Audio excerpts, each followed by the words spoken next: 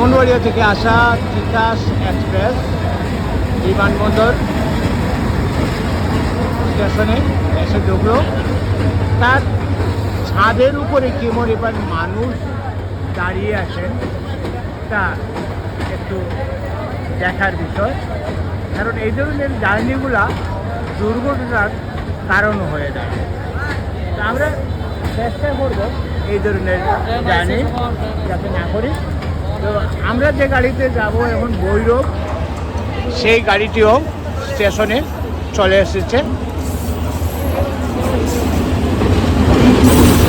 এই গাড়িতে দিয়ে আমরা এখন ভৈরবে যাব।